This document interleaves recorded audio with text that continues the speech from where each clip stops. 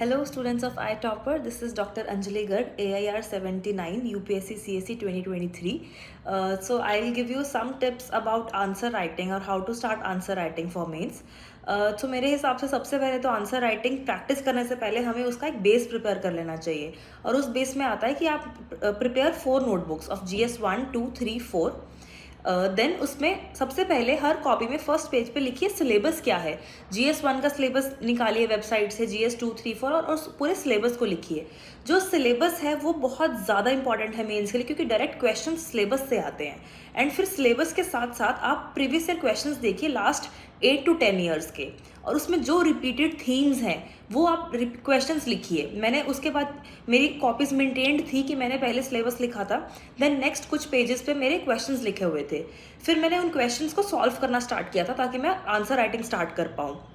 And then side by side मैंने देखा, explore किया नेट पे कि किस टॉपर के किस GS में ज़्यादा मार्क्स आए हैं, और वो टॉपर कॉपीज़ मैंने देखी हूँ क्योंकि नेट पे अवेलेबल होती हैं. तो मैंने देखी कि उनका आंसर राइटिंग स्टाइल क्या था, वो किस तरह से इंट्रोडक्शन देते थे, क्या क्या डिफरेंट था जो उनके ऐसे अच्छे मार्क्स आए.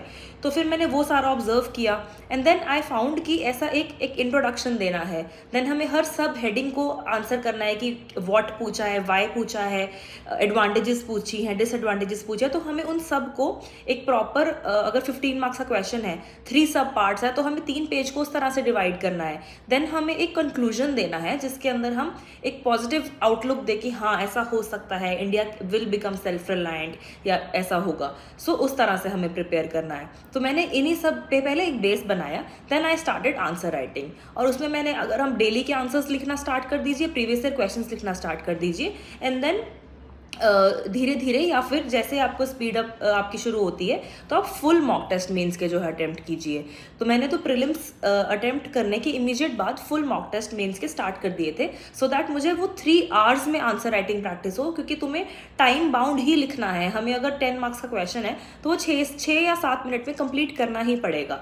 तो उस तरह से मैं अपनी स्पीड जो है वो बहुत ज़्यादा ज़रूरी है आंसर राइटिंग में, तो उसको उसी टाइम बाउंड मैनर में जो है अपना आंसर लिखिए. और जैसे ही आप मॉक टेस्ट अटेम्प्ट करेंगे, आप उसको चेक करवाएंगे, तो जो भी आपको फीडबैक है आप उस फीडबैक पे वर्क कीजिए और ऐसे ही आंसर्स अपने इंप्रूव करते रहिए. And just remember, there is never a perfect answer, we just keep on improving. Thank you.